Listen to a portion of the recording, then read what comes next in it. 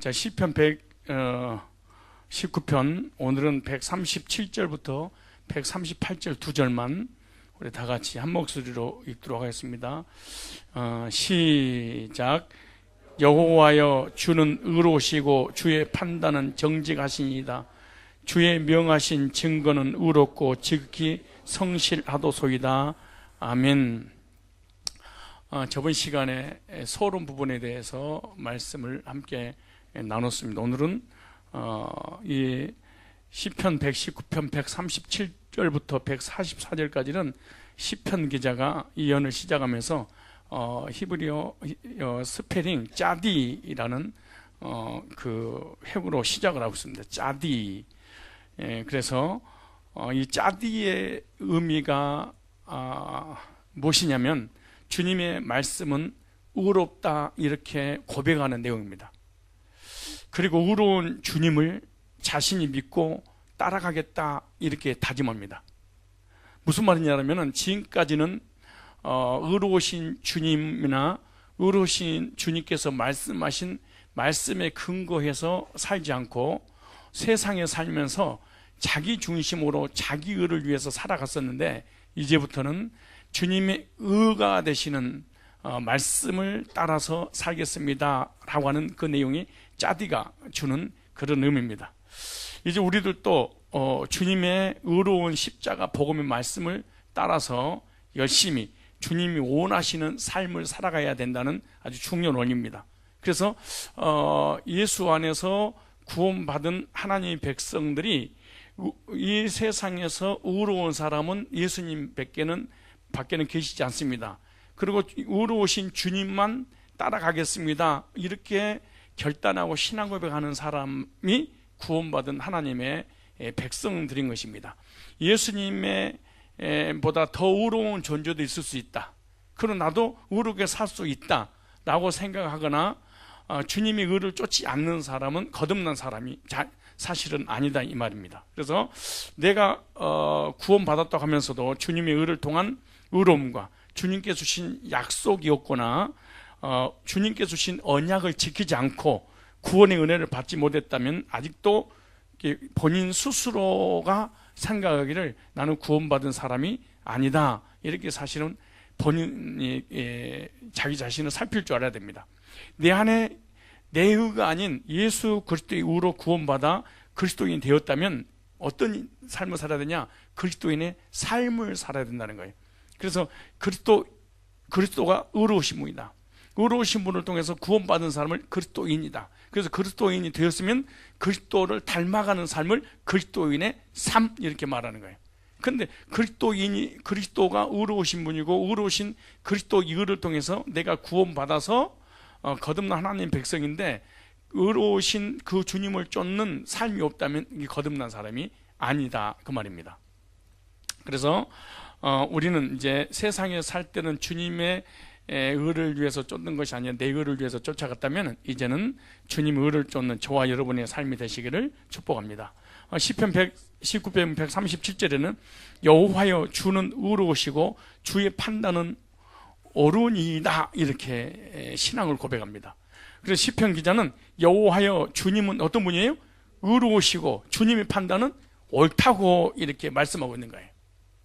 지금까지 인생을 살아왔지만 하나님보다 주님보다 더 의롭거나 더 정확하게 판단하는 분은 이 시편 기자는 본 적이 없다 이렇게 말합니다. 우리들의 고백도 이런 신앙 고백이 되어야 됩니다. 예수님보다 더 의로운 사람은 세상에 없다. 또한 주님보다 더 정확하게 심판하거나 재판을 하는 사람도 이 지구상에는 없다. 이 지구상에 어떤 의로운 존재를 할지라도, 의로운 재판관이라 할지라도 정확하게 100% 이 판단해서 재판을 하고 심판하는 존재는 없다 그 말이에요.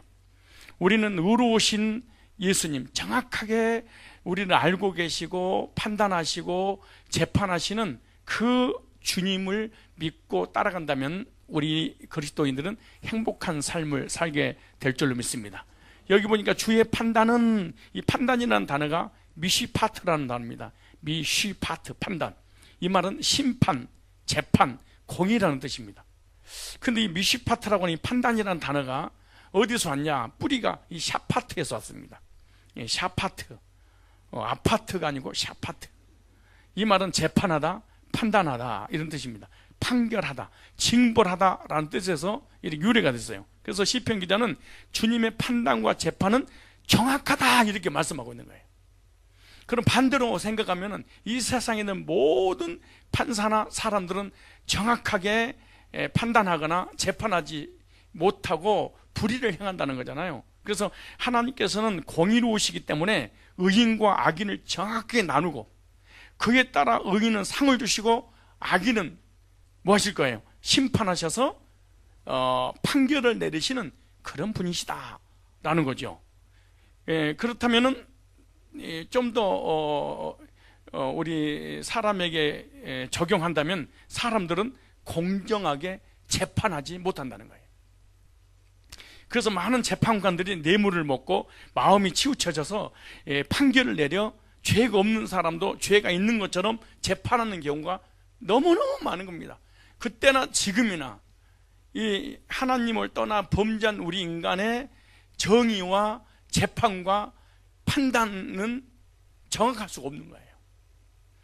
그래서 죄가 없는 사람을 죄인으로, 죄가 있는 사람을 죄 없는 사람으로 판결을 내리는 이런 죄인들의 의롭다고 하는 이 법까지도 이렇게 악용해서 이 불의를 행하게 되는데, 그래서 신명기 16장 한번 자주 보실래요? 신명기 16장 19절에 보니까 이런 말씀이 있어요. 신명기 16장 19절에 너는 굳게 판단하지 말며 사람을 예모로 보지 말며 또 뇌물을 받지 말라. 뇌물은 지혜자의 눈을 어둡게 하고 의인의 말을 굽게 하느니라. 이걸 공동번역에 보면 이렇게 번역됐어요. 너희는 너희 하나님 야훼께서 너희 각 지파에게 주시는 성읍마다 재판관과 관리를 세워 백성을 공평무사하게 다스리도록 해야 된다. 그러니 세상법도 하나님이 주신 거잖아요. 근데 세상법을 하나님이 주셨는데 그 법을 가지고 옳게 판단 내릴 수 있는 재판관을 세우라는 거예요. 그러면 이렇게 19절에 법을 예고시키면 안 된다. 체면을 보아도 안 된다. 뇌물을 받아도 안 된다. 뇌물은 지혜로운 사람의 눈을 멀게 하고 죄 없는 사람의 소송을 뒤엎어버린다. 정의, 그렇다. 너희는 마땅히 정의만을 찾아라. 그리하여야 너희는 살아서 너희 하나님 야훼께서 주시는 땅을 차지할 것이다. 그러니까 하나님께서는 재판을 굳게 하지 말고 사람을 예모로 판단하지 말며 뇌물을 받지 말 것을 이렇게 말씀하고 있는 거죠. 그래서 뇌물은 지혜자의 눈을 어둡게 만들고 의인의 말을 굽게 하기 때문이다. 그래서 사회가 공정해지기 위해서는 뇌물을 주지도 받지도 말아야 된다, 그렇게 말해요. 뇌물을 주거나 받고 어떤 거래를 하게 되면은 사람의 어떤 이성으로 뭔가 판결을 내릴 때 팔이 안으로 굵을 수밖에 없다, 그 말이죠. 그래서 하나님의 공정하신 말씀대로 판단하여 재판한다면 이 사회는 하나님 보시기에 의로운 사회가 될 것이다. 그러니까 이 재판관은 그 법을 다루는 사람은 절대로 어떤 상황에도 뇌물을 먹지 마라, 받지도 말라, 주지도 말라, 이렇게 말하는 거예요. 근데 이 사회가, 이 시대가 죄인들이 살고 있는 곳이기 때문에 공정하지를 못한다는 거예요. 그런데 보세요. 여호와여 주는 의로우시고 세상은 다 썩어서 뇌물을 주고받고 해서 공정한 판결을 내리지 못해서 완전히 억울하게 당하는 사람 너무 많은데, 여호와여 주는 어떠신 분이에요? 의로우시고 주의 판단은 어르신이다. 137절 여기 보세요. 어르신이다 할 때 이 단어가 야사르, 옳다, 야사르라는 단어입니다. 곧은 정직한, 올바른 이런 뜻이에요. 이 뿌리가 야샤리에서 하는데 정직하다, 바로 행하다, 지도하다 이런 뜻에서 유래가 됐어요. 그러니까 시편 기자는 주님의 판단과 재판은, 그러니까 사람이 판단하고 재판하는 것을 이 비교하면서 하나님은 어떤 분이신가를 소개하고 있는 거예요. 그리고 그 하나님을 우리가 충분히 신뢰할 수 있는 분이라는 것을 지금 우리에게 말씀을 통해서 이런 메시지를 주시고 계시는 거죠. 그래서 우리 주님은 정확하게 또 정직하면서 올바르게 모든 판결을 내리시는 분이십니다. 이렇게 말씀하는 거예요. 정직하셔서 모든 사람들을 올바른 의의 길로 인도하시고 말씀으로 지도하시는 분이시다. 그래서 주님의 십자가의 복음의 말씀을 배우고 따라가면 그 주님께서 의의 길로 반드시 인도하시는 그런 분이시다는 거예요. 그런데 예수님의 의를 통해서 구원을 받게 되고 구원받은 사람은 영생 얻게 되는데, 그 영생 얻은 사람은 나중에 결국 주님께서 끝까지 어디까지 인도하시냐, 새하늘과 새 땅까지 인도하시는데, 하나님 어떤 분이냐? 정확하신 분이다, 옳으신 분이다, 고든 분이시다. 그러니까 회전하는 그림자도 없을 정도로 거짓말을 하실 수 없는 그런 분이니까 믿고 따라야 되지만, 세상 이 불신자, 하나님 안 믿는 사람이나 서서 예수 믿는다 할지라도 사람은 정직하거나 옳을 수 없다, 그 말이에요. 그러니까 우리가 신뢰하고 의지하고 믿고 따르는 분은 누구밖에 없다? 예수님밖에 계시지 않는다는 거예요. 그래서 하나님께서는 의로운 분이시기 때문에 의로운 길로만 뭐 하실 것이다? 인도하실 것이다. 사람은 의롭지 못하기 때문에 의로운 길로 우리를 인도할 수 없다는 거예요. 그러나 하나님은 의로우신 자체이기 때문에 우리 의로우신 주님을 통해서 의인된 사람은 의인되고 난 이후에 의인 되신 그 주님을 믿고 따르면 계속해서 의의 길로 예수님께서 인도해 주신다는 거예요. 그 예수님에 대해서 신명기 32장 4절에는 이렇게 말씀하고 있는 거예요. 신명기 32장 4절 말씀 찾아보세요. 신명기 32장 4절에 그는 반석이시니 그 공덕이 완전하고 그 모든 길이 공평하며 진실무망하신 하나님이시니 공의로우시고 정직하시도다. 이렇게 하나님에 대해서 이 모세는 이렇게 성령의 감동으로 이렇게 기록된 거예요. 이 공동번역에 보면 이렇게 됐어요. 하나님은 반석이시니 그 하시는 일이 완전하시고, 우리 인간처럼 불완전하신 분이 아니라는 거예요. 즉 하나님은 인생이 아니시니 인생이 아니 시건치 않으시고 인자가 아니신 후회가 없으신 완전하신 의로우신, 그래서 그 하나님의 약속을 믿는 사람은 반드시 그 약속을 성취시킨다는 거예요. 그래서 그는 반석이시니 그 하시는 길이 완전하시고 가시는 길은 곧바르시다. 거짓이 없고 미쁘신 신이시라. 다만 올바르고 곱기만 하시도다. 하나님, 우리가 믿는 그 하나님을 이렇게 신뢰함으로 고백하는 내용입니다. 예수님은 반석이기 때문에 주님이 하시는 일은 뭐하시다? 완전하시다. 그리고 모든 길이 뭐하고? 정의롭고 진실하시며 거짓이 없으신 어떤 분이다? 하나님이시다. 하나님은 딱 한 가지 할 수 없는 것이 있는데 거짓말입니다. 우리는 다 못해도 거짓말은 잘할 수 있습니다. 모든 인간들이나 이단들은 거짓말 투성입니다. 생각하는 거, 맘먹는 거, 입술로 토해내는 모든 행동들이 거짓말인데, 주님은 거짓말할 수 없는 분이시기 때문에 그분을 믿고 따르면 구원의 은총을 베풀어 주시고, 그리고 계속해서 의의 길을 인도하시고 천국까지 인도할 뿐만 아니라 주님 재림하셔서 천년왕국이 끝나는 그날 새하늘과 새 땅으로 인도해 주신다는 것입니다. 왜? 하나님은 절대로 뭐하신 분이 아니다. 거짓말하신 분이 아니다. 그렇기 때문에 거짓말하지 아니하신 그 하나님의 약속의 말씀을 믿는 것이 하나님을 믿는 거예요. 그 약속이 없는 사람은 믿음 자체가 사실은 없는 거예요. 그래서 이 하나님은 공의롭고 어떤 분이다? 올바르신 분이다. 이 개정 성경이 이렇게 됐어요. 개정. 개혁, 우리 읽는 게 개혁이잖아요. 개정은 이렇게 됐어요. 신명기 32장 오늘 읽었던 내용이, 그는 반석이시니 그가 하신 일이 완전하고 그의 모든 길이 정의롭고 진실하고 거짓이 없으신 하나님이시니. 신천지라든가 이단들은 하나님은 거짓말 하신 분인데 거짓말을 통하여 포교활동에서 정통교회를 무너뜨리는 것이 하나님의 뜻이다. 이거 거짓말 교리를 만들었어요. 참 악하죠. 그런데 하나님은 거짓이 없으신 하나님이신, 여러분 우리를 우리 죄 문제 해결해 주고 사망의 문제 해결해 주고 영생 주신다고, 죄 용서해 준다고 이런 성경에 약속해 놓고 딱 죽었더니 내가 언제 그랬냐 그래 버리면 어떻게 하겠어? 한번 생각해. 나 그런 적 없다. 그럼 거짓말, 그럼 성경이 거짓말 책이 돼 버린다는 거 아니에요?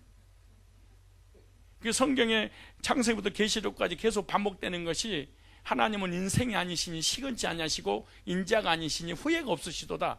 어찌 하신 말씀 행치 아니하시며 하신 말씀을 실행치 아니하시리라. 하나님은 거짓말할 수 없는 이 하나님에 대한 그 본질을 우리에게 알려주시면서 하나님의 약속에 대해서 우리를 의롭게 해서 구원해 주시고 영생을 주신다는 것을 맹세하고 보증까지 쓰신 거예요. 우리를 구원해. 얼마나 그래서 우리는 하나님 말씀의 근거한 믿음을 가지고 살아가는 거예요. 하나님 말씀의 근거한 믿음이 아니면 우리는 사실은 잘못된 거죠. 그런데 거짓이 없으신 하나님이시니 공의로우시고 무엇이다? 바르시도다. 여기서 바르시도다, 이 단어가 야사르란 같은 단어입니다. 그러니까 시편 119편 137절에 여호와여 주는 의로우시고 주의 판단은 옳으니이다. 이 옳으니란 말이 야사라고 그러잖아요.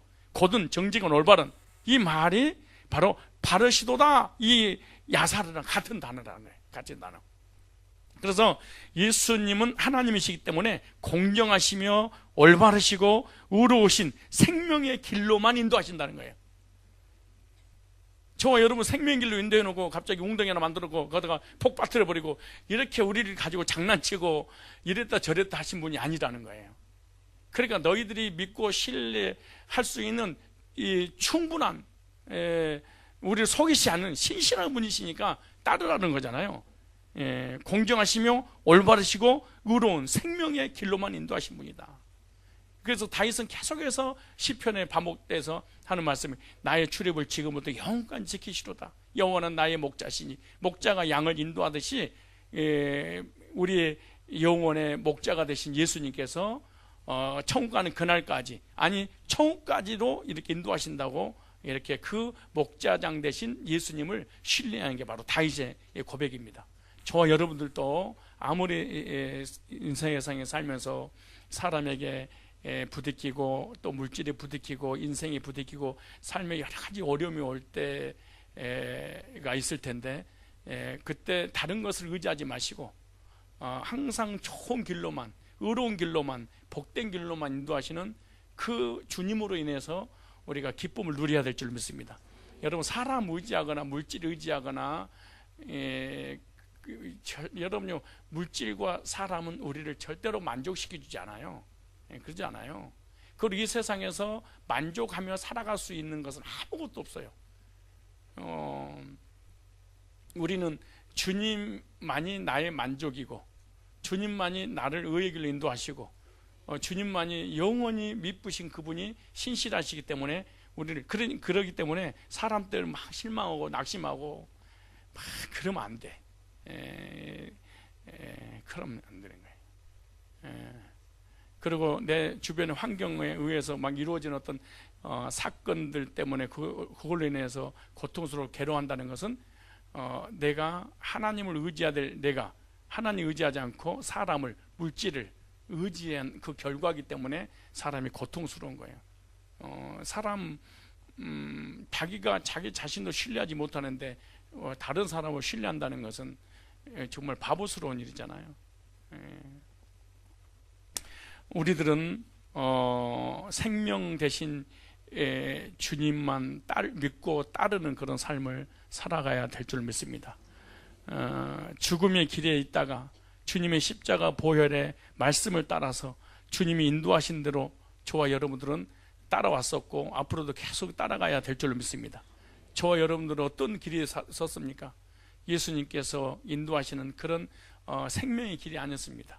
죄의 길, 사망의 길, 저주의 길, 지옥을 향해서 가는 그런 길이었는데, 그 사망과 죄와 저주와 지옥의 길에서 주님께서 건져보내서 생명의 길로, 구원의 길로, 영원한 영생의 길로, 의로운 길로 인도하고 계신 줄로 믿습니다.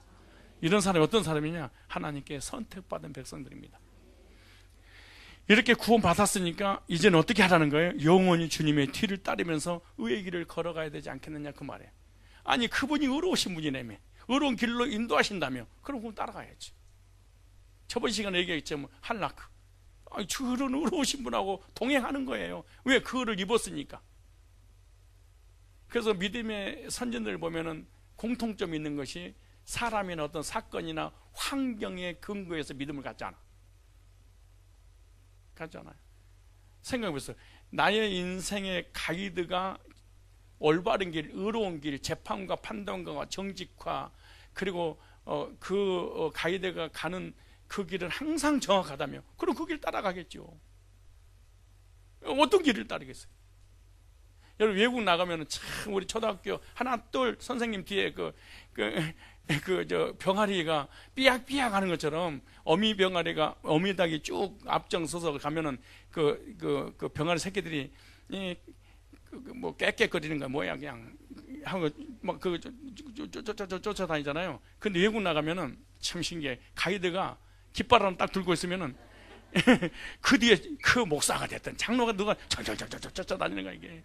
왜냐하면은 외국 나가서 외국 나갈 때 길을 알고 있는 사람 가이드밖에 모르거든. 근데 가이드를 놓치면 놓치는 거야. 거기 아무리 좋은 환경, 아름다운 어떤 외국의 어떤 문화들이 다 자연을 다 체험한다 해도 가이드를 잃어버리면은 못 돌아오는 거예요. 끝나는 거예요, 그걸로. 근데 그 가이드가 우리를 분명한 좋은 길로, 선한 길로, 의로운 길로, 우리가 외국에서 행복한 삶을 사는 길로 인도한다는 것을 믿으니까 그 깃발 하나 들고 있는데 끝까지 쫓아요. 여러분이 가이드를 쫓아간 줄 알았더니 가이드를 쫓아간 가이드 깃발 쫓아가는 거예요. 그잖아요? 그것만 보는 거예요, 이거. 믿으니까 그런 거잖아요. 우리도 마찬가지예요. 주님이 의로우신 분이라며, 정직하신 분이라며, 그분은 언제든지 판단이 정직하다며, 재판도 정확한다면서요.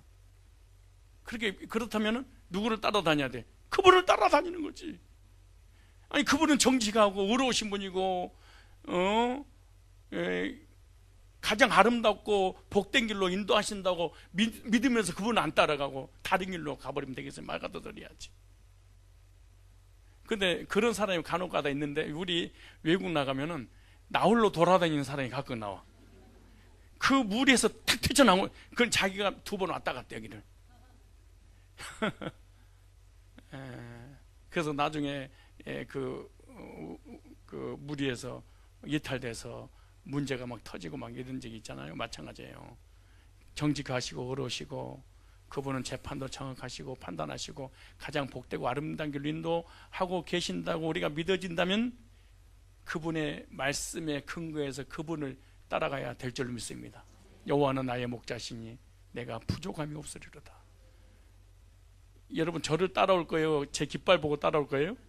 깃발 보고 따라오는 거예요. 저를 보고 따라오면 안 됩니다. 제가 전하는 말씀을 보고 따라와야지. 그렇지 않겠어요?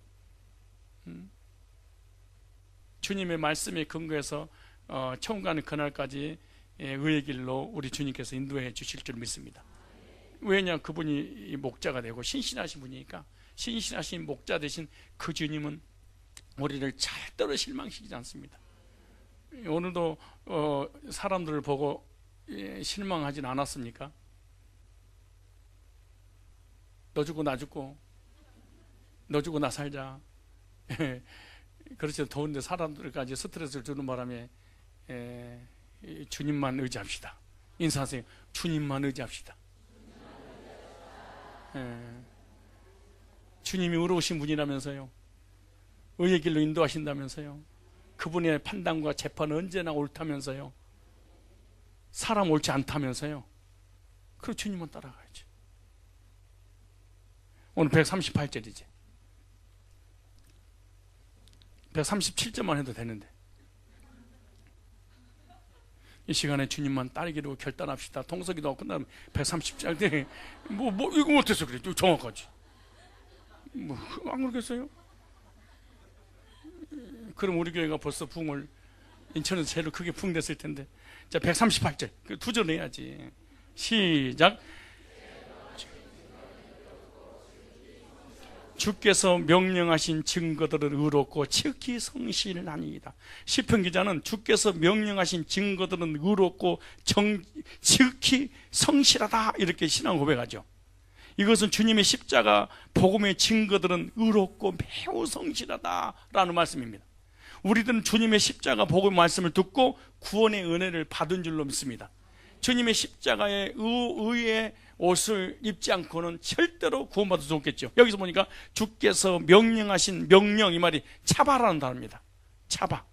이 말은 명령하다, 부가하다, 부탁하다 이런 뜻은 주께서 명령하신 거. 그러니까 시편 기자는 주님께서 명령하여 말씀하신 것들은 모두가 의롭고 성실합니다. 주님의 십자가 복음을 우리에게 주시면서 올바른 삶을 살도록 뭐 하셨다 보니까 부탁하셨다. 십자가 복음은 다른 사람이 아니라 바로 나에게 명령해서 부과하여 주신 거예요. 그리고 십자가 구속의 말씀은 주님과 나에게 1대1의 관계로 주신 겁니다. 그래서 시편 기자는 주님께서 명령하셔서 부탁의 말씀을 주셨는데 반드시 증거의 말씀을 듣고 따르라고 주셨다는 거예요. 그래 주신 목적이 뭐냐? 두 가지죠. 하나는 구원에 관한 말씀을 듣고 믿고 따르고, 그리고 주님께서 하신 말씀을 믿고 따르도록 우리에게 명령하신 거잖아요. 그래서 이 말씀 외에는 다른 말씀이 없으니 반드시 주님의 십자가 복음만을 듣고 따라가야 할 것을 지금 말씀하고 있는 거예요. 그 이유가 뭐냐? 이 문법 보니까 필, 강조, 능동으로 됐습니다. 그 시제가 완료로 됐습니다. 영원히 완벽하신 의로우신 주님의 말씀만, 구속의 말씀만 따라가도록 그렇게 하신 거예요. 우리들도 주님의 십자가 복음을 절대로 버리면 안 될 줄로 믿습니다. 저는 가끔가다 그런 생각을 해요. 가끔가다가 이 성도들을 보면서 또 교회 신앙생활 교회를 떠나는 성도를 보면서 그런 생각을 해요. 떠날 때 사람들이 이렇게 떠납니다. 나한테 목사님, 내가 구원받았습니다. 거듭났습니다. 제자훈련 1단, 2단계, 3단계 다 배웠습니다. 저는 저 믿음 지킬 수 있습니다. 장담을 해. 그리고 교회를 떠났어. 그래서 밖에서 이렇게 신앙생활을 잘 한다는 소식을 들어야 되는데 그렇지 못할 때가 많아. 그래서 그걸 보면 느낀 게 뭐냐 그러면 믿음이 나를 지킨 게 아니고 복음이 나를 지키는구나. 이게. 이 땡볕을 건물이 가려줘서 우리를 보호하는 것이지 내가 땡볕을 보호하는, 이제 내가 가리는 게 그 능력이 있는 게 아니야. 복음이, 말씀이, 구속의 말씀이 우리를 지키고 보호하고 인도하실 줄로 믿습니다. 그러면요, 우리가 믿음을 가져봐야 얼마나 큰 믿음을 갖겠어요. 내가 비를, 태양을 내가 손으로 가리겠습니까? 주님의 십자가의 구속의 복음을 듣고 믿고 따라야지, 구속의 복음을 따르지 않으면 절대로 안 됩니다. 하나님께 주신 구속의 말씀만이 구원받을 수 있기 때문에 그런 겁니다. 그래서 주님의 복음이 없이는 이 세상에 구원받을 만한 다른 이름을 준 적이 없습니다. 그래서 예수님은 강조해서 복음의 말씀을 듣고 믿으라 이렇게 부탁한 거예요. 이 사건이 어떤 사건이냐? 2000년 전에 하나님께서 아들을 골고다에 십자가에 못 박혀 피 흘려 죽게 하심으로 그 십자가를 따르도록 하나님께서 하신 겁니다. 여기 보니까 138절에 주께서 명령하신 증거들은 의롭고 지극히 뭐합니다? 성실하시니다. 여기 성실하시니다, 성실한 말이 예문하는 단어예요. 예문화 이 말이 진리, 성실, 성심이라는 뜻입니다. 이 뿌리는 어디서 왔냐? 아만이라는 단어에서 왔는데 교육하다, 확실하다, 견고하다, 든든하다라는 뜻에서 유래가 된 거예요. 그러니까 시편 기자는 주님의 증거들은 의롭고 성실하다 이렇게 말씀하고 있는 거죠. 이것은 주님의 십자가 복음은 구원받기에 확실한 교육이며 이런 뜻이에요. 이 복음의 말씀은 견고해서 선택받은 자들의 믿음을 든든하게 붙잡아 주신다는 말씀입니다. 그래서 주님의 십자가 복음은 영혼의 닭 같아서 풍랑에 치는 바다에서 배가 닻을 내리고 있으면 떠내려가지 않는 것처럼 이 세상의 환난 풍파에도 주님의 십자가 복음의 닻을 내리고 있으면 인생이 좌로나 우로나 치우치지 않고 절대로 세상으로 떠내려가지 않는, 죄악으로 떠내려가지 않는, 저주로 떠내려가지 않는, 멸망으로 떠내려가지 않도록 주님께서 붙잡고 계신다는 거예요. 그 말씀이 히브리서 4장이라든가 보면 계속 나옵니다. 이제부터 주님의 견고한 복음의 터 위에 견고한 믿음의 집을 세워야 될 줄로 믿습니다. 우리의 믿음의 집이 주님의 구속의 복음의 말씀의 근거에서 세워지지 아니한다면 여러분, 죄악의 세상에 여러 가지 시련과 환난과 고난이 오면 그 여지없이 무너지고 마는 거예요. 그래서 반석 위에 집을 지어라. 마태복음 7장 24절로 29절이죠. 사람은 집을 짓는 건축자들이라는 거예요. 여러분, 육신적인 그 건축가들이 있듯이 신앙의 건축가들이, 그러니까 육신의 집을 짓는 사람들이 있는 것처럼 우리들은 영적인 집을 짓는다는 거예요. 근데 영적인 집을 어떻게 짓느냐? 말씀을 들음으로 집을 짓기 시작한다는 거예요. 다들 지금 여러분, 우리가 이 말씀을 듣는 순간 우리는 영적인 집을 짓고 있는 거예요, 사실은. 근데 어떤 말씀을 짓느냐에 따라서 머리 위에 지은 집도 되고 반석 위에 집을 짓는 자도가 될 수 있다는 거예요. 한번 찾아보실래요? 이거 마태복음 7장으로 적용하고 마치도록 하겠습니다. 마태복음 7장 찾아보세요. 마태복음 7장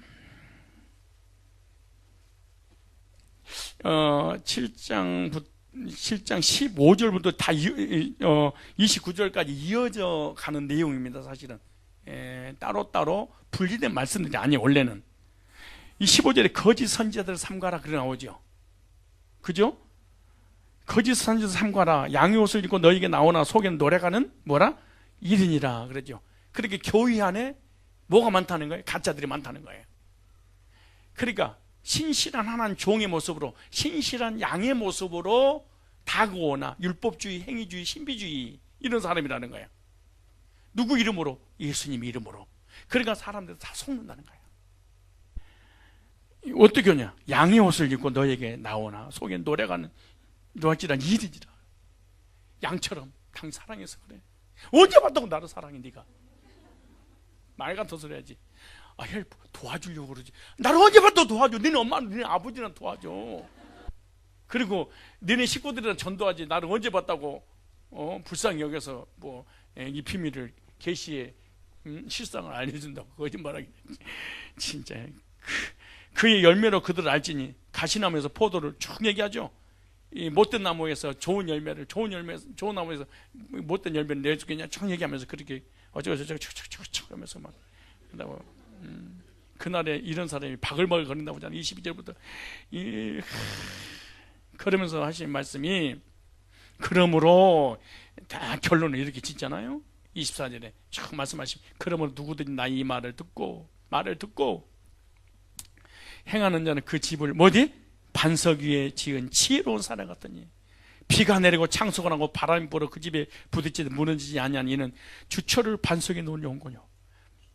나의 이 말을 듣고 주님 말씀을 듣고 복음을 듣고 행치 아니한 자는 그 집을 모래 위에 지은 어리석은 사람 같으리니 비가 내리고 창수가 나고 바람이 불어 그 집에 부딪히며 무너져. 그 무너짐이 뭐하니라? 무너짐이 심하니라 그러죠. 여기 보니까 모든 성도는 영적인 건축자들이다 이렇게 생각하는 거예요. 그러니까 영적인 집을 지는데 어떤지 마음의 집을 짓고 산다는 거야. 육정 집이 있듯이 영적 집이 있다는 거야. 현상적으로 보이는 집이 있듯이 마음의 본질적인 집을 짓고 산다는 거죠. 그런데 어떻게 집을 짓냐? 말씀을 들을 때 집을 짓는다 그래. 보통 일이 아니야. 영적인 집을, 말씀을 들을 때 어떤 말씀을 들으냐에 따라서 모래 위에 지은 집을 지을 수 있고 반석 위에 지은 집이 될 수 있다는 거예요. 그러니까 말씀을 들으면 뭐가 지어지는 거예요? 믿음의 집이 지어지는 거예요. 근데 이 믿음의 집이 뭐냐? 신앙의 교리가 세워진다는 거예요. 그리고 어떤 말씀을 듣느냐에 따라서 하나님이 어떤 분인지, 예수가 어떤 분인지, 내가 어떤 존재인지, 구원 받았는지 못 받았는지, 내세 갈 건지 못 갈 것인지 어떤 말씀을 듣느냐에 따라서 그대로 집이 지어진다는 거예요. 이게 거짓 선자들의 말씀을 들으면 거짓 선자의 집이 지어지겠죠. 그 얘기잖아요. 지금 그래서 신앙 또는 교리, 그래서 영적인 집이라고 하는 진리, 신앙관 의미하는 거예요. 신앙관. 어떤 말씀을 들을 것인가에 따라서 신앙의 집이 지어지게 되는 거죠. 그래서 구원의 복음의 말씀을 들을 때 구원의 집을 짓게 되고 세우게 되겠죠. 그런데 이론적으로 세워진 집은 쉽게 무너지지만, 여기 나오죠. 듣고 행치 않는 자는, 그러죠. 그러니까 이론적으로만 들어버리면은 모래 위에 지은 집이 되는 거예요. 그래서 신앙이란 뭐냐? 이론과 체험적으로 세워질 때 반석 위에 세운 집이 돼. 이론을 듣고 그 이론적인 그 말씀이 뭐가 돼야 돼? 나에게 체험이 돼야 돼. 그런데 율법이나 행위나 신비의 집을 짓는 것은 15절로 20절에 뭐예요? 거짓 선지자들의 유혹에 의해서 지어질 수 있다는 거예요. 이 거짓 선지자들의 그 거짓 교리를 듣게 되면 집을 짓게 되는데 이걸 갖다 다른 복음이다 그래. 갈라디아서 1장 6절로 7절에. 그래서 오늘 마태복음 7장 16절에 보면 그의 열매로 그들을 알지니 가시나무에서 포도를 또는 엉겅퀴에서 무화과나무를 그러면서 이 거짓 선지자라든가 신비주의자라든가 행위주의자라든가 율법주의자라든가 이런 사람들의 교리를 듣게 되면 그쪽으로 집을 뭐 해야 돼? 짓게 되는 거죠. 그래서 21절로 23절에 보니까 천국에 들어갈 자격, 하나님 뜻대로 행하는 자, 이게 나오죠. 그리고 거짓 선지자들에게 가는 얘기하고 21절로 23절에 보니까 천국은 누가 가냐? 하나님 뜻대로 행하는, 하나님 뜻대로 믿는 자 간다 라고 얘기하잖아요. 그러면서 24절로 27절 보니까 육적 건축을 통해 영적 집을 짓는 것을 지금 말씀하고 있는 거예요. 그러니까 보이는 육적 집을 짓는 것을 통해서 너도 네 마음에 집을 짓고 살아가는 거예요. 그래서 어떻게? 말씀을 받아서 집을 짓는 사람들이 교인들이라는 거예요. 그래서 말씀을 받는 태도에 따라서 믿음의 집이 달라진다는 거예요. 그러니까 말씀을 받아야 뭐가 지어지는 거예요? 집을 짓게 되는 거예요. 그 말씀을 받지 않으면 집이 지어져 안 지어져? 안 지어지는 거죠. 그래서 성도가 짓는 집은 어떤 집이냐? 따라 믿음의 집. 믿음의 집. 믿음은 들으면서 나죠. 그러니까 말씀을 들으면서 내 믿음의 집이 막 생겨나는 거예요. 그러니까 말씀의 근거에서 세워지는 집, 말씀을 받는 사람의 마음속에 세워지는 신앙의 집이 생겨요. 그래서 마음속에 어떤 집을 짓고 있는가? 말씀을 통하여 신앙이 세워지고 또 말씀을 통해서 어떤 원리가 세워지는 거죠. 그래서 믿음의 집도 말씀을 따라 더 견고하게 세워질 수 있는 거예요. 오늘 수협에 나온 사람과 안 나온 사람과 나와서 졸다 가는 사람과 얼마나 차이가 있겠는가 생각해 봐요. 그래서 집을 세울 때는 뭐가 중요하냐? 기초가 중요하다 그렇게 말해요. 오늘 본문에서 첫 번째 원리가 뭐예요? 첫 번째 원리가 성도들은 다 뭐를 하고 있다? 믿음의 집을 짓고 있다. 근데 그 두 번째가 집을 세울 때 뭐가 중요하다? 기초가 중요하다. 어떤 기초 위에 집을 지어야 하는가? 이 마태복음 7장에 보면은 오늘 24절부터 27절까지 나오는 거예요. 그래서 모래 위에 세운 집, 그러죠? 근데 모래 위에 세운 집은 예수님께서 말씀하시기를 세우기가 쉽다 그래. 근데 세우기는 정성을 다해서 세울 수 있지만 비가 오고 물이 나면 무너짐이 없어져요. 사라져 버리는 거지. 비가 내리고 창소가 나고 바람 불고, 이 말이 무슨 말이에요? 이 세상에 살아가는 날 동안에 여러 가지 시련과 환난과 고난이 오면은 쉽게 무너져 버리는 거예요. 심령 속 깊이 진리를 확실히 깨달은 진리는요, 어떤 환난이 오도 그것을 버릴 수가 없는 거예요. 말씀을, 복음을. 근데 율법주의나 신비주의나 행위주의자는 너무너무 쉽게 복음을 버려버려. 인본주의나. 심령 깊은 곳에 이 말씀의 근거에서 믿음의 집을 세운 사람은 환난과 고난과 역경과 핍박이 와도 진리를 버리지 않아요. 그 집은 무너진다, 안 무너진다? 안 무너진다는. 근데 머리 위에 지은 집은 뭐한다? 쉽게 무너진다. 근데 이 말씀이 어디서 좀 더 가져와야 되냐 그러면 마태복음 13장에 가져와야 됩니다. 씨 뿌리는 비유 나오잖아요. 예수님께서 때로는 돌짝에, 때로는 길가에, 때로는 가시덤불 위에, 때로는 옥토에 떨어졌다 그래요. 근데 옥토에 떨어진 씨를 뭐라고 말씀하느냐? 말씀을 듣고 인내했다 그래. 근데 길가라든가 어떤 우리 집사님이, 목사님, 우리 오늘이 어제가 오늘까지 이어져서 먹어도 괜찮아. 뭐 꼭 어제라고 또 먹으면 그날이 복날이지 뭐.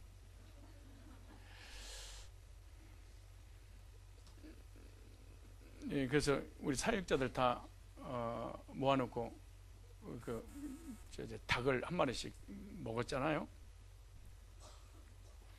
식사하는 중에 저한테 그러시더라고.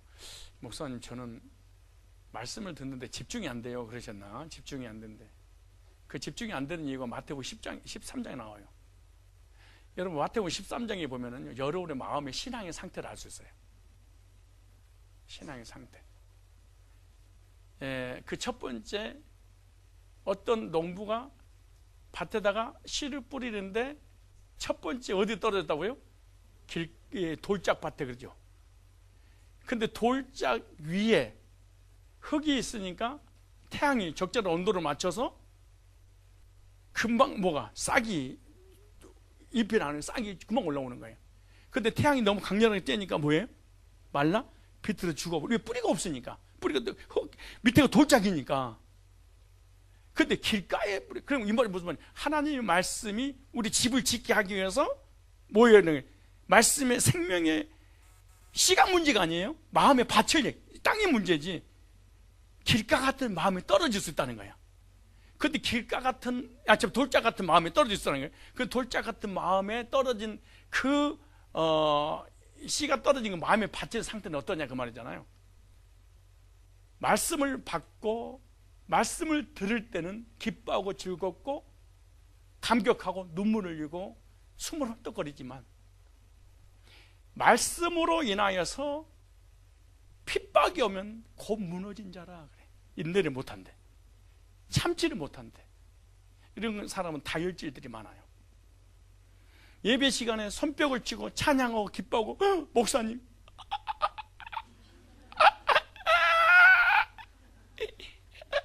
어떤 이런 말씀 이렇게 해놓고 누가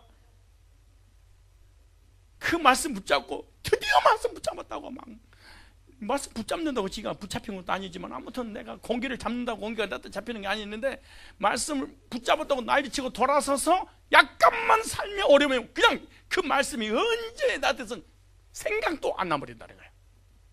근데 무슨 흥분은 하는데 오래가지 못해. 돌짝밭에 떨어진 마음이라는 게. 그래서 은혜 받고 눈물 흘리고 콧물 흘리고 상수도 터지고 하수도 터지면서 막 이거 꼭 믿음이 좋은 게 아니야. 가만히 있으니까 믿음이 좋은 것도 아니지만은 아무튼 설치는 것도 믿음이 좋은 게 아니야. 은혜 받았습니다. 말씀 잡았습니다. 나는 이제 방황하지 않겠습니다. 내놓고 그 말씀을 인해서 뭐가 오면 핍박이 오면은 곧 넘어져. 언제 내가 은혜 받았지? 근데 길가에 떨어진 씨가 있대. 무슨 씨? 여러분 어떤 집을 짓고 있는가 생각해 봐야 돼. 또 하나 씨는 뭐예요? 길가에 떨어져야 돼. 길가는 어떤 곳이요? 사람이 왕래하는 곳이죠. 그러니까 멀쩡한 옥토도 사람이 왔다 갔다 하니까 고속도로처럼 아스팔트처럼 바뀌어버리는 거예요. 그 딱딱이 굳어져 있겠죠. 거기에 씨가 뿌려졌어. 그러니까 누가 와서 먹어버려요? 새들이 와서 먹어버리겠지. 상처가 많은 교인들의 마음, 부모님한테 상처받고 사람들에게 상처를 받고 친구들에게 상처받고 이런 사람들은 절대로 하나님 말씀을 믿을 수가 없어요. 그래서 교회를 다녀도 상처 때문에 의심이 많아. 아무도 말씀도 안 믿어, 사람도 안 믿어. 늘 의심투성이야. 왜? 짓밟히는 마음이기 때문인 거야. 열등감 많은 사람, 상처 많은 사람, 죄책감 많은 사람, 이런 사람은 교회에 나와도 말씀을 받고 말씀을 신뢰하지 않아. 왜? 상처가 바로 넘어져 버리니까. 그래서 사람들에게 짓밟힌 마음, 그 짓밟힌 그는 뭐냐, 그 속에 말씀이 들어가서 믿으려고 하니까 상처 때문에 그 말씀이 내 속에 임재하지를 못해. 그러니까 사단이 와서 그 말씀을 먹어서 영적으로 교만하게 하는 거예요. 그래서 구원받지 못하고 상처 많은 사람이 교회 오래 다니잖아요. 그럼 정말 교만해요. 얼마나 교만한지 몰라요. 상처 많은 사람이 구원받지 못한 상태에서 성경에 대한 지식이 많아져. 그럼 그 교만은 말로 형용할 수가 없습니다. 그 모든 말씀이 남을 판단하고 비판하고 정지하는 도구로 사용해. 이게 이론적으로만 가지고 있는 게. 또 하나의 씨가 있는데 어디서 떠드냐? 가시덤불. 그리고 예배 드릴 때 자꾸 잡생각이 떠올라. 길가가 가시덤불이다 그래. 재물, 물질, 건강, 내 인생의 삶의 찌들려.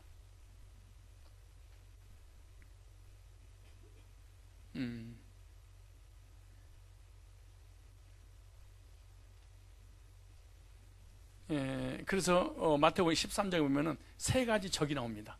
하나는 세상, 또 하나는 자신, 세 번째 사단. 세상과 자신과 사단, 이 세 가지가 내 마음을 지배해버리고, 그러니까 내 어떤 세상이라든가 사단이라든가 물질이라든가 내 어떤 그 자신의 어떤 열등감 있잖아요. 이런 것이 하나님 말씀을 받아들이는데, 말씀을 대적하는 데 만드는 거예요. 아주 위험한 거예요. 근데 성경에 보니까 옥토에 떨어진 씨에 그래요. 근데 옥토에 떨어진 씨에 대해서 성경을 뭐라고 해석했냐면 열매를 거둘 때까지 인내하는 사람이다 그래. 이 사람이 어떤 사람이냐? 오늘 본문에 반석 위에 지은 집이다.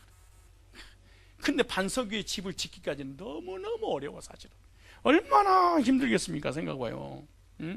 기초를 닦기가 얼마나 어렵겠어. 돌 위에다가 세워야 되는데, 이 무슨 말이야? 율법주의나 신비주의나 인본주의의 교리를 듣잖아요.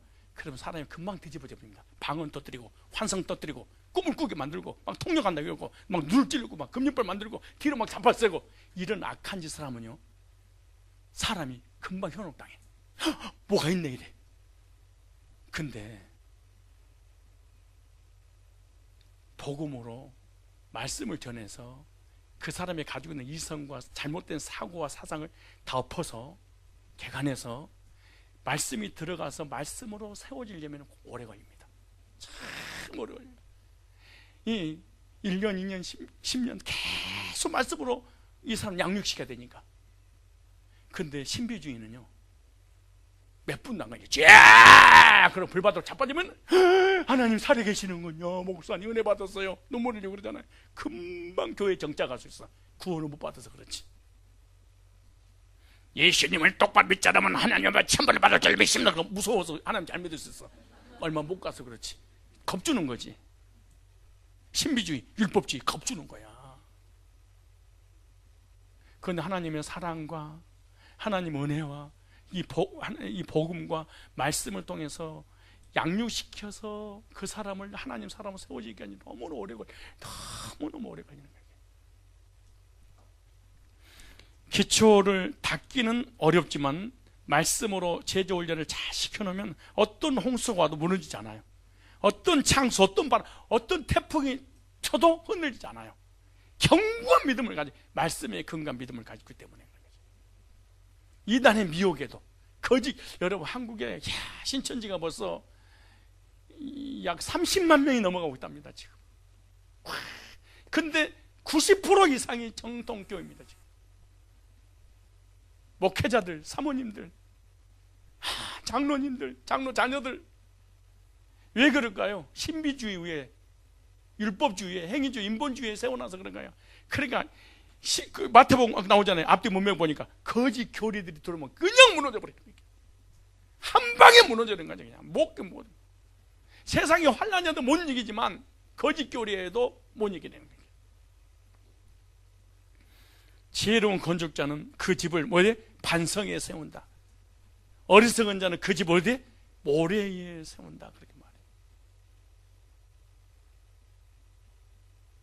너무너무 쉽게 세우지만 무너지기 심하듯이 반석 위에 세운 것은 어렵지만 무너지지 않는 것처럼 복음의 반석 위에, 말씀의 반석 위에 구원의 확신을 갖게 하면 절대로 이단의 교리나 세상의 유혹이나 그리고 어떤 핍박이 와도 이겨낼 수 있는 거죠. 끝까지 주님 제대로 마시는 까지까지 말씀의 근거에 인내할 수 있는 겁니다.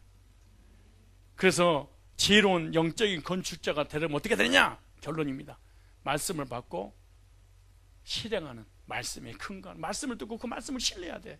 말씀을 듣고 말씀을 존내고로 신뢰하지 않으면, 아니 예수님이 의의 길로, 복음의 길로, 생명의 길로 끝까지 인도하신다고 깃발을 들고 쫓아오라고 하시면 그 가면 되는데, 그렇게 알고 있으면서 믿고 따르지 않는다면 제대로 된 신앙이 아니죠. 그래서 이론적인 말씀을 듣고 그 말씀을 체험해서 믿음을 세우는 것이 반석 위에 세운 집이 되는 거예요. 그래서 이 복음의 말씀을 내가 영적으로 마음으로 체험해서 세워진 이 믿음은요, 신앙이 흔들리지 않아요. 안 흔들려요. 여러분, 우리 신앙이 흔들린 이유가 뭔지 아세요? 말씀의 근간 믿음을 갖지 않아서 그래요. 사실은 내 감정을 의지하거나 어떤 느낌을 갖거나 어떤 내 행위에 어떤 근거를 근거하려고 하니까 100% 믿음을 가질 수가 없는 거예요. 그래서 감정이나 이론으로만 세워진 믿음은 뭐한다? 쉽게 무너져 버리는 거예요. 그래서 감정이나 신비나 이론으로 세워진 믿음은 쉽게 흔들리고 무너지기 때문에 감정이나 신비나 이론으로 기초를 만드는 것이 모래 위에 지은 집이 되어버려요. 영이신 생명의 복음 말씀을 받고 적용하는 삶을 살아야만이 반석 위에 세운 집이라 그러죠. 그래서 여러분, 이단들의 모든 메시지는 99.9%, 9,999%가 전부 다 이론적인 신앙입니다. 깨닫는 거죠. 그래서 이단들은 뭐 적용하지 않습니다. 가르쳐서 디다케로 지식으로 계속 뭔가 아는 데 있는 것이 그 말씀을 믿는 게 아닙니다. 그래서 그 말씀을 믿으려고 하는 것이 아니라 정통교인들하고 토론하려고 배우는 것이지, 다른 사람을 정죄하고 비판하고 죽이려고 배우는 것이지 믿으려고 배우는 게 아니에요. 그래서 이단들은 강박합니다. 여러분, 율법주의, 행위주의 이런 사람 참 완악하고 강박하고요. 그래서 적용이 없는 말씀은 모래와 같은 기초를 가지고 있는 겁니다. 기초를 만들기는 쉬우나 시험이 올 때 뭐한다? 쉽게 무너진다. 거짓 교리를 듣게 되면 너무너무 쉽게 무너져 버린다는 거예요. 핍박과 고난이 오면 그냥 무너져 버린다는 거예요. 말씀이 근거하지 않으면. 그런데 지혜로운 건축자는 어디에? 반석에 집을 세워요. 지혜로운 성도는 말씀을 받고 뭐한다? 실행하는 성도라는 거예요. 그래서 지혜로운 건축자와 같은 성도가 되기 위해서는 복음에, 하나님 말씀에 근거한 믿음을 갖고 그 말씀을 실행할 뿐만 아니라 그리고 이 말씀에 순종하는 삶을 살 때 반석에 지은 집이라 이렇게 말하는 거예요. 우리 한번 찾아보세요. 자, 보세요. 15절부터 시작해서는 뭐예요? 거짓 선지자들은 무한가?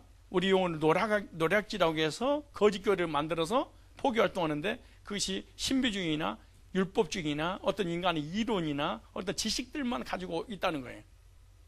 그런데 보세요. 그런데 24절부터는 이렇게 말씀하세요. 그러므로 누구든지 나의 말을 듣고, 말씀을 들었어요. 듣고 행하는 자는, 그 말씀을 따르는 자는 시편이 아니에요. 마태복음 7장이지. 행하는 자는 그 집을 어디? 반석 위에 지은 지혜로운 사람 같으니. 모래 위에 지은 건축가가 있고 반석 위에 지은 건축가가 있듯이 영적인 믿음의 집을 짓는 데도 있어서 믿음의 집을 모래 위에 지은 집처럼 짓는 사람이 있고 반석 위에 지은 두 부류의 교인이 있다는 거예요. 그 뭐에 근거한 믿음이냐, 그 말을 지금 하고 있는 거예요. 근데 보세요. 비가 내리고 창수가 나고, 그러니까 이단의 교리라든가 그 세상의 핍박이나 고난이나 여러 가지 그 사건들이 터졌을 때 비가 내리고 창수가 나고 바람이 불어 그 집이 부딪히되 무너지지 아니하니 반석 위에 지은 지혜로운 자는요, 이는 주초를 어디에? 반석에 놓았다. 그리고 또 복음 위에 말씀에 근거해서. 근데 무슨 나의 말을 듣고 듣긴 들어서 이론적으로 맡고 있는데 내 말씀으로 믿음으로 화합을 안 해. 돌짝밭이나 길가라든가 가시덤불 위에 떨어지는 씨처럼 말씀을 듣고 믿어서 적용했으면 인내를 해야 되는데, 농부가 씨를 뿌려놓고 열매를 거둘 때까지 인내해야 되잖아요. 내가 지금 수박 농사를 짓고 있잖아요. 난 요즘 바빠요.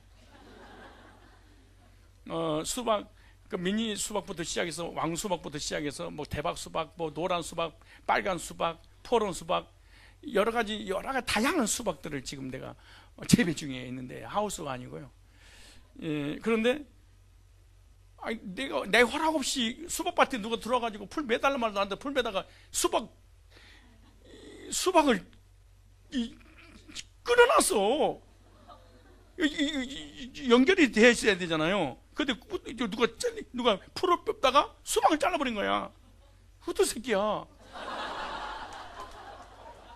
죄송합니다, 안수입사님들. 아니, 근데 아무튼, 아이씨, 이거 어떻게 길는 수박, 내가 일부러, 나를 모르더라, 그분들이. 누가 열심히 뭔가 나를 생각해서 풀을 뽑아준 거야. 나는, 나하고 좀 다른 점이 하나 있어. 동사꾼들하고 나하고 다른. 나는 그 수박을 딱 심어 놓잖아요. 그럼 이거 싹이 나고 잎이 나고 이제 열매 있잖아요. 그런 거 뿌리 바운더리만 풀을 뽑아. 이 풀이 영양소를 뺏어 먹어버리니까 수박이 작아. 그러니까 수박 뿌리의 근접에 있는 것만 뽑고, 수박 잎사귀들이 돌아다니는 곳에, 뻗어나가는 곳에 그 풀이 쏟는 놔도 그 영향 없어. 왜냐, 그 풀을 감으면서 이게 든든하게 이게 딱 버텨요. 이게 막 이렇게 감아가지고. 근데 감고 있는 걸 다 뜯다가 호박을 수박을 뜯어버린 거야. 근데 더 기가 막힌 것은, 내가 모를 줄 알고 딱 이렇게 이렇게 딱 이렇게 붙여놨어. 나는 정말, 나 진짜. 그래서 우리 진한 전도사하고 여성 전도사 밥 먹으러 가길래, 이건 안 익었나 좀 봐봐. 그랬어요. 안 익었더라고. 그래서 이제 냉장고에 넣어놨다는데, 뭔 얘기인데 수박 얘기를 한 거야? 예? 그렇지, 듣고 있구나. 그 수박이 익기도 전에 인내하지 못하고 따버린다면은, 그럼 무슨, 먹어보겠어요? 뭐 한 말인 거예요? 수박이 무르익을 때까지 농부는 기다릴 때 되는 거지. 그 열매를 거두지. 마찬가지, 하나님께서 하나님 말씀을 듣고 믿고 있다면 그 말씀이 신실하고, 주님이 신실하고 의의 길로 인도하시고 공평하시고 분명하게 올바른 재판을 하고 계신 그 짜디의 하나님이라 한다면은 뭐예요? 그 하나님 우리를 절대 실망시키지 않으니까 뭐 해야 되는 거예요? 그 말씀이 성취될 때까지 그 영적인 구원의 복도, 삶의 복도, 그 다음에 우리 욥의 갑절의 복도 기다리는 거예요. 금방 씨를 내가 맨 처음에는 기다리지 못해가지고 한 밭에서 5종류의 막 야채가 나올 때가 있어요. 왜냐하면 나는 진짜 오늘도 씨를 뿌리다가 우리 교회 나하고 비슷한 어떤 집사가 있어. 얼굴 나하고 비슷해서 영동생 하자고 그러더라고. 그래서 난 형이고 걔는 동생이고 그랬었는데, 콩 있잖아요. 저 밭에다가 콩을 심는데 그분이 구두를 신고 구두를 신고 교회로 올 거 아니에요. 근데 콩을 심어놨는데, 나는 콩을 심을 때 새들이 쪼아먹지 않을 깊이만 다시거든. 예를 들어서 한 1cm 정도를 딱 덮어놓거든. 그래야지. 근데 그분은 심는데 내가 딱 심어놓으면요, 구두발로 꾹꾹 이렇게 난 진짜 꾹꾹 눌러 이렇게. 그 내가 이상하다. 집사님, 어떻게 콩을 심는데 그걸 꾹꾹 눌러서, 이거 무슨 아스팔트도 아니고. 원래 이렇게 심어야지 싹이 납니다. 아니, 이론적으로 논리적으로도 꽉꽉 누르면 더 싹이 안 나는 거 아니에요? 근데 보름에 대해 이것이 나오나? 하나도 안 누르는, 꼭 발로 꽉 눌러놨으니까. 그래서 불안하니까 그 옆에다 또 다른 걸 또 심었어. 그러다가 또 이게 안 나네? 또 심었어. 그러니까 한 달 정도, 너무 깊이 박아놔가지고 한 달 정도 되니까 그때 나오더라고. 그러니까 이쪽 저쪽에서 막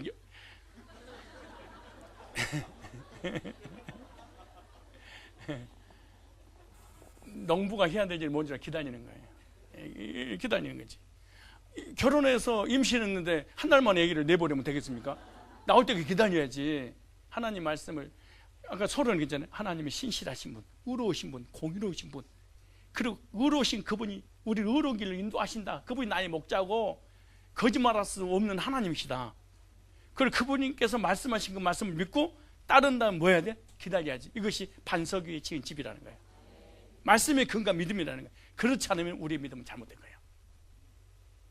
여러분이 기도하도 환상을 보고 하늘문을 열고 온갖 방언하고 꿈을 꾸고 은사를 다 체험하고 율법과 행위를 다 지켰다 할지라도 그것은 여러분 거야. 마음 여러분 것이지 하나님 것이 아니야. 하나님이 내게 주신 것은 말씀이야.